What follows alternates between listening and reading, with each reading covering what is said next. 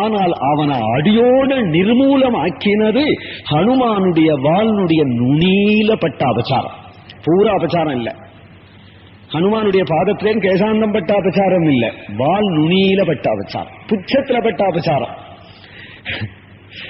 பாகவதாபச்சாரம்ங்கிறது ராவணனுடைய சர்வ தபசையும் சர்வ புண்ணியத்தையும் சர்வ க்ஷேமத்தையும் அவனுடைய ஐஸ்வர்யத்தையும் அவனுடைய பெருமையும் பொசுக்கி விடுது. பாகவத சமாசிரயணம்ங்கிறது சுக்ரீவன மகோன்னத ஸ்திதிக்கு கொண்டு போயிடுது. ஒரு கால் பெருமாள் நமக்கு அனுகிரகம் பண்ணணுமானால் இதை ரெண்ட பற்றி தான் பண்ண முடியும். பாகவதாபச்சாரம் இல்லாமல் இருந்தால், பாகவத சமாசிரயணம் இருந்தால் அதை கொண்டுதான் அனுகிரகம் பண்ண முடியும். அப்படிங்கிறது அடிப்படை கிஷ்கிந்தா காண்டம் நமக்கு காட்டுறது ராமாயண சாரம். ராவணன் அழிஞ்சு போனது எதனாலே? ஹனுமத அபச்சாரத்தினாலே. சுக்ரீவன் சௌக்கியம் அடைஞ்சது எதனாலே? ஹனுமான ஆசைச்சதுனாலே. பினு சத்சங்க விவேகன ஹோஜி ராமகிருபா பினு சுலபன சோயி சத்து சங்கத முத மங்கள மூலா சோயி பல சிதி சது சாதன பூலா. எல்லா மங்களங்களுக்கும் சத்சங்கம் ஆதாரமாக இருக்கு அப்படிங்கிறது இப்போது சுக்ரீவன் மூலம் நமக்கு தெரிஞ்சுடுது. மங்களத்துக்கு சாதனம் மட்டிலும் இல்லை, மங்களமே அதுதாங்கிறார் அடுத்த வரியில. சோயி பல சீதி சபு சாதன பூலா. சத்சங்கம் தான் பலன், மற்ற சாதனம் எல்லாம் புஷ்பம் போல. புஷ்பத்தினுடைய பிரயோஜனம் பழம் தானே. சத்சங்கம் தான் பலம் அப்படின்னு சொன்னால், சத்சங்கத்தை கிடைச்சால் நமக்கு க்ஷேமம் உண்டாகும், ஆயுள் ஆரோக்கியம் உண்டாகுங்கிறது மட்டும் இல்லை. சத்சங்கத்தினால பகவானுடைய தரிசனம் கிடைக்கும். சத்சங்கத்தினால பகவானையே பிரத்யட்சமா பார்க்கலாம் சொல்லுவா எல்லாரும். சரி, பகவானையே பிரத்யட்சமா பார்ப்போம், பார்த்து என்ன கேட்க போறோம்? என்ன கேட்கறது புத்திசாலித்தனம். பகவானே பிரத்யட்சமா வந்தாலும் அவனிடத்துல எனக்கு சத்சங்கம் வேணும், இது மாதிரி ராமாயணம் கேட்டுண்டே இருக்கணும் அப்படின்னு கேட்கறதுதான் புத்திசாலித்தனம். அப்போ சத்சங்கம் பலனா போயிடுறது, பகவத் தரிசனம் கூட சாதனமா போயிடுறது. பகவத் தரிசனம் கூட சாதனம் தான். என்னால் பகவான் இல்லாம இருந்துடலாம், சத்சங்கத்துல ஊறின வாழ்க்கை சாதுக்கள் இல்லாம இருக்க முடியாது. பேச்சு துணைக்கு பகவான் தேவையில்லை, ஏன்னா பகவான் பேசவே மாட்டான். அபூர்வமா எப்பொழுதாவது பட்டுன்னு வரான், உனக்கு என்ன வரம் வேணும்னு கேட்கிறார், மறைஞ்சு போயிட போறான். ஆனால் அவன் வந்த அழகையும் போன அழகையும் அவனுடைய காருண்யத்தையும் நமக்கு பேசுறதுக்கு ஆளுவானும். பேசுறதுல உள்ள ஒரு சுகம், அதை கேட்கறதுல உள்ள ஒரு சுகம், அதை சிந்தனை பண்ற உள்ள ஒரு சுகம்தான் பக்தியானால், அந்த பக்தி தான் புருஷார்த்தமானால் பகவானுடைய தரிசனம் என்ன பெருசோ? ஏன் மாரீச்சன் பகவானை பார்க்கலையா? சுபாகு பகவான பார்க்கலையா? சூர்பனகர் பகவான பார்க்கலையா? பகவான ராவணனே பார்க்கலையா? பகவான பார்க்கறது என்ன ஓசக்தியா?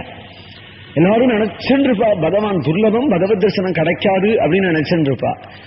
பகவானுடைய தரிசனம் அப்படி ஒன்றும் துர்லபம் இல்லை, கிடைக்காதுங்கிறது இல்லை. ஆனால் கிடைச்சும், ஆனால் அதனுடைய வேல்யூ மதிப்பு தெரியணும். மதிப்பு தெரிஞ்சவாளுக்கு கிடைச்சாதான் அதுவே பிரயோஜனப்படும், இல்லாதுக்குனா பிரயோஜனப்படாது. ஹனுமானுக்கு கிடைச்சது பகவத் தரிசனம், அது தனி இல்லையோ? ஹனுமானுக்கு கிடைச்சதுன்னா அது தனி இல்லையோ? அதுபோல மகத்துக்களுக்கு எந்த ஒரு பகவத் தரிசனம் கிடைக்கிறதோ அதுதான் அவனுக்கு அந்த பகவத் குணானுபவத்தை உத்போதனம் பண்றார். அப்போ சாட்சாது பகவானை பார்க்கிறத விட பகவத் பக்தி தான் முக்கியம். பகவத் பக்திக்கு எது லட்சணம்னால் ஸ்ரீமத் கதா சிரவண கீர்த்தன சிந்தையைதி என்று நமக்கு பகவத் விஷயத்தை சொல்லிண்டே இருக்க, இல்ல நாம் சொல்ற பகவத் விஷயத்தை கேட்டுண்டே இருக்க ஒரு ஆள் கூடவே இருந்தால் நரகவாசம் கூட ரெடி. ஒரு கால் நரகத்தில் இருந்தா கூட பேச்சு துணைக்கு பகவத்குணத்துக்கு ஆள் வேணும். அத்தகைய ஒரு பகவத்குணத்தை சொல்லக்கூடிய சங்கம் வேணும் அப்படின்னு சொன்னால் அந்த சங்கத்தை அனுபவித்து தெரிஞ்சுனுட்டு பெரியோர்கள்லாரும் பகவானிடத்துல கேட்கிறார்கள். அத்தகைய சத்சங்கமே எனக்கு கூடு அப்படின்னு கேட்கிறார்கள். அதனால பகவானிடத்திலேயே துணிஞ்சு சொல்றார்கள், கைவல்யத்தில் கூட இந்த சுகம் கிடையாது, வைகுண்டத்தில் கூட இந்த சுகம் கிடையாது, க்ஷணம் சத்சங்கத்தில் உள்ள சுகம். க்ஷணார்த்தேனாபி துலஜே ந ஸ்வர்க்கம் நா புனர்பவம் பகவத் சங்கி சங்கஸ்ய மர்த்தியானாம் கிமுதாசிஷா என்று கேட்டுக்கிறதுனால சத்சங்கம் தான் பலன் அப்படிங்கிறார். बिनु सत्संग विवेक न होई, राम कृपा बिनु सुलभ न सोई, सत्संगत मुद मंगल मूला, सोई फल सिद्धि सब साधन फूला. சத்சங்கத்தால உயர்ந்த நன்மைய சுக்ரீவன் அடைஞ்சான் அப்படிங்கறத கிஷ்கிந்தா காண்ட சாரத்தை இப்ப சொல்லிவிட்டேன். மேல சரித்திரத்தை சொல்லுவோம். பம்பா சரசனுடைய கரையில பெருமாள் வந்து நிற்கிறார். இளைய பெருமாளோட லட்சுமணனோட. வசந்த காலம், நல்ல தென்றல் வீசுகிறது. மல்லிகை, முல்லை, சம்பகம், புன்னாகம், அசோகம் முதலிய புஷ்பங்கள் எல்லாம் கொல்னு புஷ்பிச்சிருக்கு. பெரிய தாமரை தடாகம் அந்த பம்பா சரஸ். நிறைய தாமரை புஷ்பம் புஷ்பிச்சிருக்கு. ஹம்சு பட்சி எல்லாம் நீஞ்சி விளையாடுறது. ராகவன் இது எல்லாத்தையும் பார்க்கிறார். பெரிய தேனடைகள் உண்டாயிருக்கு. தேனீக்கள் எல்லாம் வண்டாடும் சோலையா இருப்பதனாலே அந்த வண்டுகள் எல்லாம் தேன் உண்டு, அதனாலே மத்தமாகி ஜங்காரம் பண்ணி கொண்டு சஞ்சரிக்கிறது. ஜோடி கிளி கொஞ்சி கொண்டிருக்கிறது. ஜோடி குயில் கூவி கொண்டிருக்கு.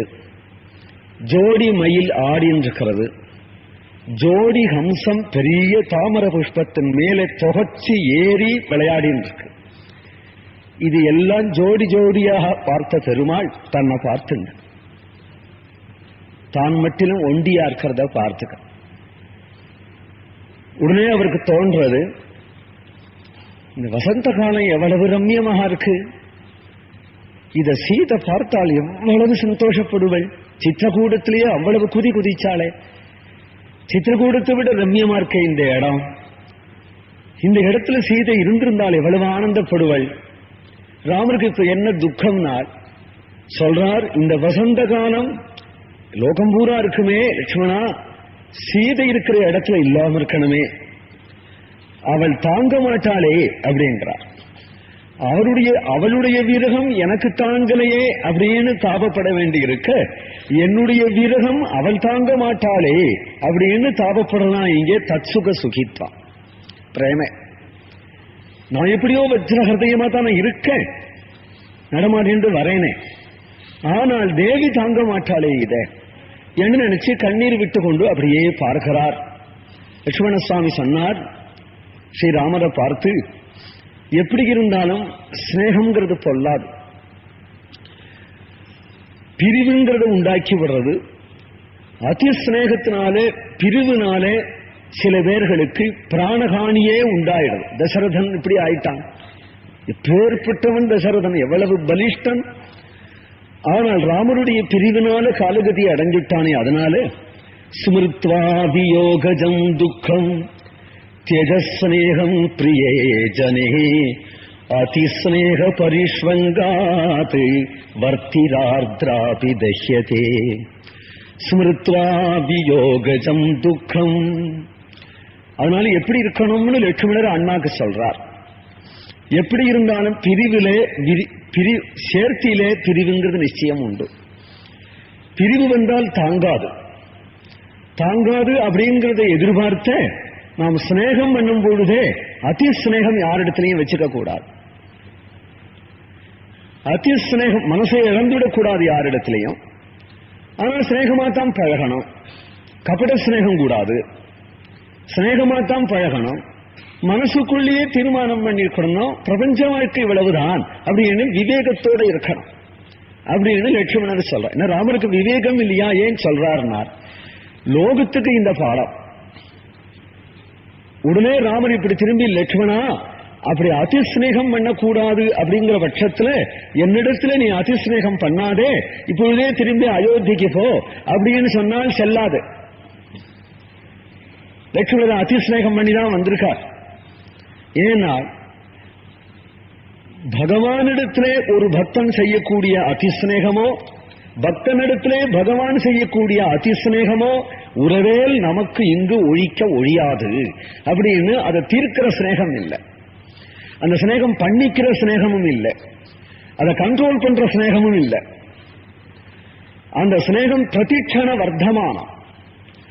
அது எப்பொழுது பிரகாசத்தை குவாபி பாத்திரே, கோட்டில யாரோ பாக்கியவான்களுக்கு தான் பகவான் கண்ணை திறம்படுறான். பகவத் விஷயமான ஸ்நேகம் அவளுக்கு பட்டுன்னு சுவாபாவிகமா வர்றது. அது அப்புறம் நீக்கவே முடியாது. நீக்க முடியாது மட்டுமில்லை, பிரதிஷ்டானம் வளர்ந்துட்டே இருக்கு. காரணம் என்றால் அதுல சுவார்த்தம் கிடையாது. ஆகையினாலையும் அந்த ஸ்நேகங்கள் பங்கமானதுக்கு காரணம் என்ன? எந்த ஸ்நேகத்துல சுவார்த்தம் இருக்கோ, சுயநலம் இருக்கோ, பங்கம் ஆயிடுறது. சுயநலம்ங்கிறது கிடையாம அவ்வியாஜமான காருண்யத்தையே பார்க்கும் பொழுது அவ்வியாஜமான பிரேமையே அங்க சமர்ப்பணம் பண்றதை தவிர வேற என்ன செய்கிறது? அதனால அவ்வியாஜமான அவனுடைய காருண்யத்துக்கும் அவ்வியாஜமான பிரேமைக்கும் பரஸ்பர யுத்தம் போல போட்டி வந்துடும்னு பெரியவா சொல்லுவா. அப்படிப்பட்ட ஒரு அனுபவம் அப்படி வந்துடுமா. பகவானுடைய கருணைக்கும் பக்தனுடைய பக்திக்கும் போட்டிங்கிறது ஒரு யுத்தம். பகவானுக்கும் பக்தனுக்கும் யுத்தம். உன்னை விட நான் பக்தி பண்ணி விடுறேன் பார் அப்படின்னு பக்தன் இருப்பான். உன்னை விட கருணை பண்றேன் பார் என்று பகவான் கருணை செய்வான். அவன் ஐயோ இவ்வளவு கருணை பண்ணிவிட்டாரே, எனக்கு பக்தி இல்லைன்னு பக்தியில இவன் மிஞ்சுவான். இவன் பக்தி இவ்வளவு பண்ணிவிட்டானே, என் கருணை போராதுன்னு அவர் கருணையில மிஞ்சுவார். பரஸ்பரம் குறை சொல்லிக்கிறது கிடையாது. அது உண்மையான பக்தி இல்லை. பகவானுக்கு கருணை செய்யல அப்படிங்கிறது உண்மையான பக்தி இல்லை. அதுபோல பகவானை இவன் பக்தி பண்ணது போறல அப்படின்னு பகவான நினைக்க மாட்டான். எங்கேயுமே நான் கேட்டதில்லை. கிருத்திரிகமான பக்திக்கு கூட பரமானுகிரகம் பண்ணினார் தான் நான் கேள்விப்பட்டிருக்கேன். பக்தனை குறை சொன்னார் பகவான் எங்கேயுமே கேள்விப்பட்டதில்லை. ஆனால் பக்திக்கும் காருண்யத்துக்கும் எல்லாம் எங்க இருக்குன்னு தெரியாது. அது வேற விஷயம். இந்த ஸ்லோகம் வேற விஷயம்.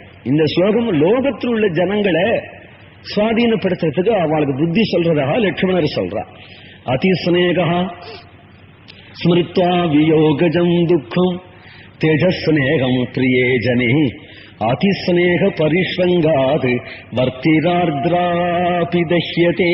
அதிஸ்நேக பரிஷ்வங்காத், அந்த திரியில தீபம் எண்ணெய் போட்டு தீபம் ஏற்றிட்டு போயிடுறா. அது கொஞ்சம் போற எண்ணெய் விட்டு எண்ணெய் ஆயிடுச்சுன்னா கொஞ்சம் போற பாக்கி கொஞ்சம் போற எரிஞ்சுட்டு பிசுக்கு பிசுக்குங்கும், அப்புறம் அணைஞ்சு போயிடும், திரி மிச்சப்படும். இந்த எண்ணெய அதியா விட்டுட்டு ஸ்நேகத்தை, எண்ணெயினுடைய ஸ்நேகம் அதியா அந்த திரிக்கு இருந்ததுன்னா பூரா திரியும் எரிஞ்சு அபாவமா போயிடும், அப்புறம் இருக்காது. அதுபோல யாரிடத்துல நாம அதி ஸ்நேகம் வைக்கிறோமோ கடைசியில அவளுக்கே நம்ம பலியாயிடுவோம், ஆளே இருக்க மாட்டோம்.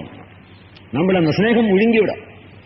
ஜாக்கிரதைங்கிறார் லௌகிக விஷயத்துல. ஆனால் ஸ்ரீராமர் சீதையினுடைய குண விசேஷங்களையே நினைத்து கொண்டுனா கண்ணால் ஜலம் விட்டுன்னு உட்கார்ந்துருக்கிறார். மறுபடியும் மறுபடியும் சீதையை மறக்க முடியுமா? இல்ல சீதை தான் அங்க எப்படி இருக்கிறாள்? ஆதௌ சித்தௌஷதிரிவஹிதாகா கேளி காலே வயஸ்யாகா சிஷ்யா தேவத்விஜ குரு சமாராதனே பந்துரார்த்தௌ.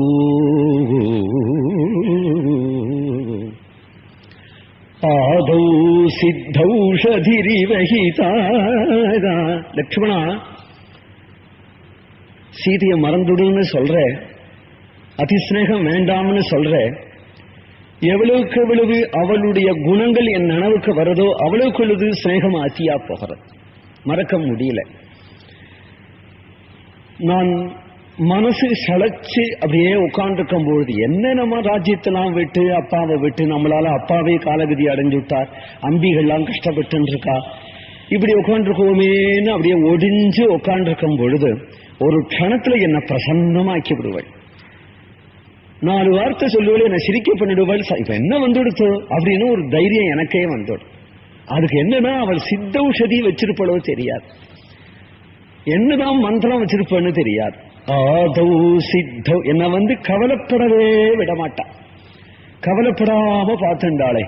ஆதௌ சித்தௌஷிதிரிவஹிதாகா கேளி காலே வயஸ்யா சிஷ்யா தேவத்விஜ குரு சமாராதனே பந்துரார்த்தௌ.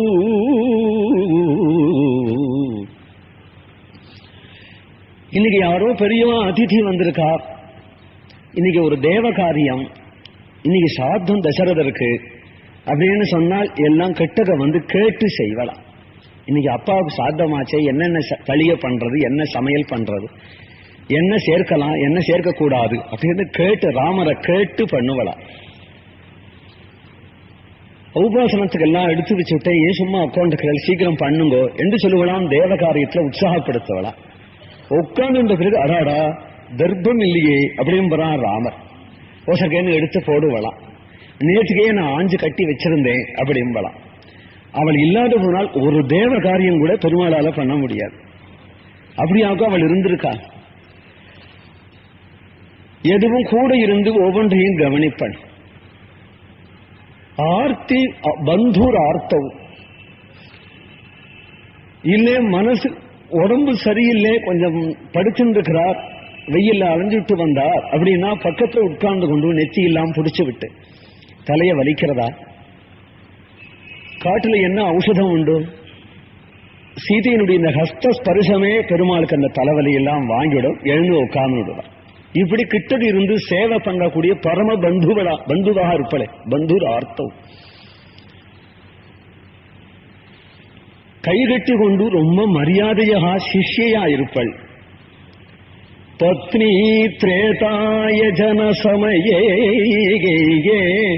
க்ஷத்ரியாண்யேவ யுத்தே. அக்னி காரியங்களை செய்யும் பொழுது பின்னாடி நின்று கொண்டு தர்ப்பத்தை கொடுத்தா தர்ப்பம் பிடிச்சன்னு இருப்பாள். குடும்ப ஸ்திரீயா உத்தமியா அப்படி இருப்பாள். மரியாதையா இருப்பாள். பயந்துண்டு இருப்பாள். அப்படிதான் அவள் சபாவன்னு சொல்லிட முடியாது. அப்படி இருக்காளே தவிர எல்லா காரியமும் முடிஞ்சு நான் வாசப்பக்கம் ஒழிஞ்சு உட்காண்டிருந்தேன். ஆனால் அவளை அடிக்கிற ரூட்டி கணக்கு வழக்கு இருக்காது. ஒழிஞ்சு உட்காந்துருக்கேன்னு தெரியும். அதனால எங்கிட்ட வந்து அனாவசியமா விளையாடுவள், கிண்டல் பண்ணுவள், பரியாசம் பண்ணுவள், கொல்னு சிரிக்க வைப்பள், கூடவே இருந்து எல்லா ரூட்டியும் பண்ணுவள். அப்ப பார்த்தா பாலை மாதிரி இருக்கும்.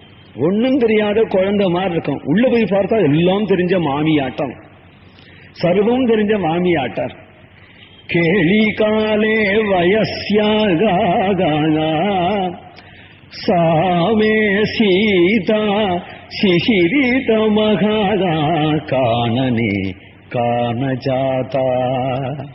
லட்சுமணா, எனக்கு எல்லா விதமான பந்துவாவும் இருந்து கொண்டிருந்த அந்த சீதையை இழந்துட்டேனே. எனக்கு எந்த பந்துவாக அவள் இல்லை. எனக்கு தோழியா இருந்தாள், எனக்கு அம்மாவா இருந்தாள், சிஷ்யா இருந்தாள். எனக்கு எல்லா விதமான பந்துவாவும் இருந்த சீதையை இழந்துட்டேனே என்று அவளுடைய குணங்களை நினைச்சு கொண்டே கண்ணீர் விடுறார். உடனே ஸ்ரீராமர் தன்னை தானே தேர்ச்சி கொண்டு நிமிர்ந்து நின்னார். லட்சுமணனை பார்த்து, லட்சுமணா, கபந்தன் சொன்னானே இங்க சுக்ரீவன் ஒருத்தன் இருக்கிறான் அப்படின்னு, நீ வேணா ரிஷியமுகத்துல போய் பார்த்தேன் வரையா அப்படின்னு லட்சுமண சுவாமிகிட்ட பெருமாள் சொல்றான். சுக்ரீவன் ரிஷியமுகத்துல தான் இருக்கான். உண்டியா உட்காந்துருக்கான். ஹனுமார் எங்கேயோ போயிருக்கார். உண்டியா உட்காந்துருந்தாலே ஆலோசனை ஜாஸ்தி. அவனுடைய ஆலோசனைக்கு முடிவு எங்க இருக்குன்னு தெரியலையே. அவனுடைய நிலையால முடிவு வந்திருக்கு. இப்போ இப்படி உட்காண்டிருந்தவன் இப்படி தலை சொரிஞ்சுப்பான். சில சமயம் இப்படி பார்ப்பான், இப்படி பார்ப்பான், இப்படி பார்க்கறான். என்ன இருந்தாலும் சபாபோ திஷ்டிஜோ நாத. ஆனாலுப்பட்ட ஹனுமாரியே ஆஸ்போடயாமாசன் ஸ்லோகம் பண்ணி விட்டார் வால்மீகி. அது ஒரு பக்கத்துல இருக்கும். இப்படி பார்த்துட்டு இருந்தவன் இவ்வளவு நேரம் இப்படி பார்க்க கூடாதோ? ராமபிரபு அங்க நிற்கிறாரே, கள்ள தென்படல. இவ்வளவு நேரம் இப்படி அப்படின்னா பார்த்துட்டு இருக்கான். ஸ்ரீராம லட்சுமணர்கிட்ட சொல்றாரா, சுக்ரீவன் தந்திருக்கிறான்னு சொல்றாளே, நீ வேணா போய் பார்த்துட்டு வரையா அப்படின்னு லட்சுமணர்கிட்ட சொல்லும் பொழுது அப்படி திரும்பினான். இப்படி திரும்பினால் ராமர் நிற்கிறது தெரிஞ்சுவிடும். ஏன்னா நம்முடைய அபேட்சையில இல்லை, அவனுடைய அபேட்சையில தான் அவன் கிட்டக்க நாம் போக முடியும். நாயமாத்மா பிரவச்சனேன லப்யா ந மேதயா ந பகுனா ஸ்ருதேன யமை வைஷ விருணுதே தேன லப்யா என்று உபனிஷத் சொல்றது. பகவான் எப்போ அபேட்சிச்சானோ சுக்ரீவனுக்கு பகவத் விஷயமான புத்தி வந்துடுது. இப்படி திரும்பி பார்த்தா கோதண்ட பாணியா ராமரும் லட்சுமணரும் நிற்கிறத பார்க்கிறான். பார்ப்பதும் உடனே அவனுக்கு அஸ்தானத்துல ஒரு பயம் வந்துடுது. பட்டுன்னு நினைச்சிருந்தான். ஜீவன் அவ்வளவு சுலபமாக ஈஸ்வரனை நம்பிட மாட்டான். ஈஸ்வரனே பிரத்யட்சமா வந்து நின்னா கூட ஜீவன் அவ்வளவு சுலபமா ஈஸ்வரனை நம்பிட மாட்டான். உடனே என்ன நினைக்கிறான், சத்ருவோன்னு நினைக்கிறான். நம்ப மாட்டாங்கிறது அப்புறம் கேட்டான். வாலியை அனுப்பிச்சு வந்திருக்கிறான் நம்மளை அடிக்கிறதுக்கு. இல்லாத போனா இவ யாரோ தேடின்னு வரா, எதையோ தேடின்னு வரா. அநேகமா என்னதான் தேடுறா, என்னையவன் தேட போறான். இவள் எப்போ வில்லும் கையுமா தேடின்னு வராளோ என்ன அடிக்க போறா. ஏன் இவளுக்கு நமக்கு என்ன விரோதம்? இவன் ராஜாக்கள் ஸ்நேகம் இருக்கும், அதனால வாலிக்கும் ராமனுக்கும் ஸ்நேகம் இருக்கும். ஆளு விட்டு அடிக்கிறதுக்காக வாலி இங்க அனுப்பிச்சிருக்கிறான் அப்படின்றது சரசரசரன்னு எழுந்துட்டு வேகமா போறா சுக்ரீவ மகாராஜா. எதுக்கு ஹனுமான் வர? எல்லா ஆச்சாரிய முகேன எதுக்கு ஹனுமான் வரார்? மகாராஜா எங்கே? அதோ பார். ஹனுமான் பார்க்கிறார். ஹனுமானுக்கும் பிரதம தரிசனம் இதுதான். ஆஹா, பார்த்த அடுத்த க்ஷணம் ஹிருதயத்தை பறிகொடுத்து விட்டான். ஹனுமான் பார்க்கிற திருஷ்டி வேறையா இருக்கு, சுக்ரீவன் பார்க்கிற திருஷ்டி வேறையா இருக்கு. ஹனுமான் பூர்ண ஞானி, சுக்ரீவன் அஜ்ஞானி. ஹனுமானுடைய பார்த்தாரோ இல்லையோ, பின் நீர் ஏன் பயப்படுறீர்? அவன் நம்மளை அடிக்க வருவான், வாலி அனுப்பிச்சு வரான்னு நினைக்கிறேன்.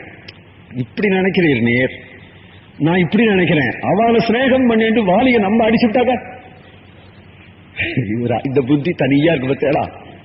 ஏனால் புத்தி பலம் தைரியம் நிர்பயத்துவம் ஆரோகதா அஜாட்யம் வாக்கெடுத்தஞ்ச ஹனுமத் ஸ்மரணாத்பவே.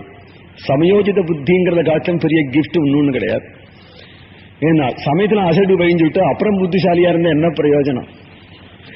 சமயோஜித புத்தி பட்டுன்னு வரணுமே, அது ஹனுமத் கிருபையால தான் வரணுமா, இல்லாதவனா வராது.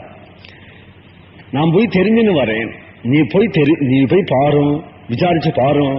நமக்கு அபியுக்தாளா இருந்தா அழைச்சண்டு வாரும், இல்ல வஞ்சகாலா இருந்தா அங்கேருந்து ஜாட காட்டும், நான் எங்கேயாவது ஓடி போயிடுறேன் என்று சொல்லிட்டு அப்பொழுதும் சம்சயம் விடலை இவருக்கு. அனுப்புறார். ஹனுமான் அங்கேருந்து வர பிக்ஷு ரூபத்துல வரார். அங்கேருந்து வரார். சடபுத்திதையா கபிகி அப்படின்னார், பரீட்சை பண்ணணுங்கிற புத்தியோட வரார். ஸ்ரீராமர் அங்கேன்னு வந்து நிற்கிறார். ராமர் லட்சுமணர் ரெண்டு பேரும் கம்பீரமா கோதண்ட பாணியான் இருக்கும்போது கிட்டக்க வந்தார் இல்லையோ, என்ன வேஷம் போட்டாரோ அதை செய்யல. சன்னியாசியாட்டம் வராதவர். பிக்ஷுனா பிரம்மச்சாரின்னு ஒரு அர்த்தம் உண்டோ, அதை மெனக்கிட்டு இங்க சொல்ல வேண்டியதில்லை. ஏன்னா அவரே ஸ்வயம் பிரம்மச்சாரி தான். அதனால பிக்ஷு வேஷம் போட்டு வரான்னு சொல்ல வேண்டிய அவசியம் இல்லை. இச்சாகிரகீதமான ரூபத்தோட வரா. இதுக்குன்னு இங்கேயாவது போய் காஷாயத்தை எடுத்துன்னு கட்டிண்டு வரல. யோகீஸ்வரதார்த்தினாலே சர்வசித்தியும் அவரிடத்துல உண்டு ஆகினாலே யாருக்கு எப்படி காட்சி தரணுமோ அப்படி காட்சி தர முடியும். அவர் எப்படி எதிரூபத்துல வராரோ அப்படி எதிரூபத்துல வந்துட்டா யாருக்கு நமஸ்காரம் கிடையாது. அந்த ஆசிரமத்துல இன்னொருத்தருக்கு நமஸ்காரம் பண்ணக்கூடாது, பிறர் தான் நமஸ்காரம் பண்ணலாம். நாராயண நாராயண என்று ஹரிஸ்மரணம் பண்ணலாம். அது இப்படி வந்து பார்த்தாரோ இல்லையோ, ஆச்சாரம் நியமம் சர்வமும் மறந்து போய் பெருமாளுடைய திருவடியில சாஷ்டாங்கமாக விழுந்துட்டார். விழுந்து உடனே எழுந்து கொண்டு கைகளை குவித்துக் கொண்டு கேட்க தொடங்கினார். ராஜரிஷி தேவ பிரதிமு தாபசௌ சம்சிதௌ விரதௌ கதம் தேசமிமம் பிராப்தௌ பவந்தௌ வரவர்ணினௌ. ராஜரிஷி தேவ பிரதிமௌ, நீங்கள் ராஜரிஷிகளா, ராஜாக்களா, நீங்கள் ரிஷிகளா, ராஜரிஷிகளா, தேவர்களா? ராஜரிஷி தேவ பிரதிமௌ தாபசௌ, தபஸ்வி வேஷத்துல நீங்கள் இருக்கிறீர்களே, உங்களுடைய திருமேனியை பார்த்தா, சோபையை பார்த்தா ராஜாக்கள்னு தோன்றது. உங்களுடைய விசாலமான வட்சஸ்தலம், புஜம், சர்வசாமுத்திரிகா லட்சணமும் உங்கள் திருமேனியில் இருக்கிறதுனாலே ராஜாக்கள்னு தோன்றது. ஆனால் ராஜாக்களுக்கு உரியதாகிய அலங்காரங்கள் எதுவும் காண கிடைக்காததுனாலே, கிரீட குண்டலாதிகள் கவச்சாதிகள் எதுவும் காண கிடைக்காததுனாலே, ரிஷி வேஷத்துல இருக்கிறதுனாலே ரிஷிகளோன்னு தோன்றது. சில சமயம் ராஜாக்களே ரிஷிகளாகிடுவா, ராஜரிஷிகள்னு பேரு. அதுபோல ராஜரிஷிகளா நீங்கள்? ராஜாக்களும் இல்லை, ரிஷிகளும் இல்லை, ஏதோ தெய்வம் வந்திருக்குன்னு என் மனசுல தோன்றது. நான் நினைக்கிறது உண்மைதானே? நீங்கள் அத்தகைய ஒரு அனிர்தேசியமான தெய்வமா? அப்படியானால் இந்த தபஸ்வி வேஷம் என்னத்திற்கு? ஹனுமானுடைய கண்ணு அதுதான் உறுத்துறது. தாபசௌ சம்சிதௌ விரதௌ, இந்த தபஸ்வி வேஷம் என்னது? இந்த தபஸ்வி வேஷத்தை கலைச்சு விடலாம் அப்படின்னு தோன்றது எனக்கு. கலைக்க மாட்டேன் போல இருக்கே. ஏன்னா வேஷமா போட்டு இருந்தா கலைச்சு விடலாம். சம்சிதௌ விரதௌ, அதுல அவ்வளவு தீட்சணமாக அதைத்தான் அனுஷ்டிப்பேன் அப்படின்னு ஹட்டம் பண்ணி இருக்கிற உம்முடைய தபசை யார் கெடுக்க முடியும்? சரணாகதி பண்ணி பரதன் அப்படி சித்திரகூடத்துல கேட்டும் கூட விடமாட்டேங்கிறார். இவர் சொன்னா இல்லையா, கொச்சாரண்யம் கொதச்சாப்பெல்லாம் சொல்லிட்டு போனாங்க. அப்பொழுதும் விடமாட்டேங்கிறார் இவர். அப்பொழுதும் அதே ஜட்டாபாடத்தோட மரபுரியோடு தானே நின்றிருக்கிறார். சம்சிதௌரதௌ, இந்த தேசத்துக்கு எப்படி வந்தீர்கள்? இதுல ஒன்னும் மனுஷ சஞ்சாரமே கிடையாது, வானதால் தானே சஞ்சரிப்பா. இதுல இந்த தேசத்துக்கு எப்படி வந்தீர்கள்? பவந்தௌ வரவர்ணினோ, மகாப்பிரகாசமான மகா சோபையோட கூட இருக்கிறீர்களே, பரம பூஜ்யர்களாக இருக்கிறீர்களே. புண்டரீக விசாலாட்சௌ சீர கிருஷ்ணாஜினாம்பரோ, உங்களுடைய கண்கள் தாமரை போல இருக்கு. இந்த பிரசன்னதிக்கும் இந்த கண்கள்ல தெரிகிற சந்தோஷத்துக்கும் காரணம் எனக்கு புரியல. சர்வலோகத்துக்கும் பட்டாபிஷிக்தர்களா இருக்க வேண்டியவர்கள் நீங்கள். இந்த சப்தசாகர பரியந்தமான பூமண்டலம் பூரா ரட்சிக்கத்தக்கவர்களா இருந்தும் ஆனால் இப்படி சஞ்சரித்துக் கொண்டிருக்கிறீர்கள். மறுவுரிய உடுத்தி கொண்டு ஆனால் பெரிய பீதாம்பரம் உடிச்சென்றது மாதிரி மினுக்கிறீர்கள். இடுப்புல இருக்கிறது மரபுரிதான், ஆனால் உங்களுடைய சோபை பெரிய பொன்னாடு போத்தினது போல இருக்கு. கழுத்துல தொங்குறது ஜபமாலதான், ஆனா கழுத்தை பார்த்தால் ஒரு பெரிய கௌஸ்துபமணி தொங்குறது போல இருக்கு. அப்பேற்பட்ட ஒரு சோபையோடு கூட நீங்கள் விளங்குகிறீர்கள். உபௌ யோக்யாவகம் மல்யே ரட்சிதும் பிருத்திவீமாம் சசாகரவனாம் கிருஷ்ணாம் விந்தியமேரு விபூஷிதா. ஏதோ ஒரு தேசத்துக்கு உங்களை பட்டாபிஷேகம் பண்ணினா போறாது. உங்களுடைய பிரபாவத்துக்கு சர்வலோகங்களுக்கும் ராஜாவாக இருக்கும்படியான திறமை உங்களுக்கு இருக்கு. பட்டாபிஷிக்தர்களா ஆயிட்டால் சர்வலோகேஸ்வராளாக பிரகாசிப்பீர்கள் அப்படின்னு தோன்றது. உபௌ யோக்யாவகம் மன்யே ரட்சிதும் பிருத்திவீமிமாம். இப்படி பார்க்கிறார். ஹஸ்தி ஹஸ்தோபமபுஜௌ த்யுதிமல்தௌ நரர்ஷவோ, யானையினுடைய துதிக்கை போல தீர்க்கமா தொங்குகின்ற இந்த இரண்டு புஜங்கள் சந்தனம் பூசத்தக்கவை. ரத்னமயமான கங்கணங்களும் ஆவாபகமும் தரிச்சிருக்க வேண்டியதாகி அந்த இரண்டு புஜங்களும் ஏன் பூஷணார்கமாயிருந்தும் பூஷணார்கமாயில்லை, பூஷிக்காதபடி இருக்கிறீர்களே. இப்படி சஞ்சரித்துக் கொண்டிருக்கக்கூடிய நீங்கள் யார்?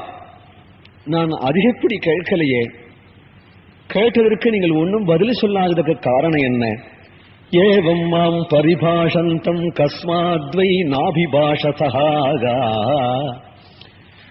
ஏன் பதில் சொல்லலே என்று கைகுபிச்சு கொண்டு நிற்கிறார். லட்சுமணரே ஸ்ரீராமர் பார்க்கிறார். சுக்ரீவனுடைய மந்திரி வானரன் வந்திருக்கிறார். ஹனுமான்னு பெயர், அவரே சொல்றார். லட்சுமணா தமபியபாஷ சௌமித்ரே சுக்ரீவ சச்சிவம் கபிம், நீ அவரோட பேசு என்று லட்சுமணரை பார்த்து அவர் கேட்டதுக்கு நீ பதில் சொல் என்று லட்சுமணரை பார்த்து சொல்றார். நீ லட்சுமணரை பார்த்து சொல்லுவானே, ரெண்டு பேரையும் தானே சேர்த்து கேட்கிறார். முக்கியம் இவர் தானே, இவரே பதில் சொல்லலாமே. இது ஒரு ராஜ மரியாதையா தோரணை.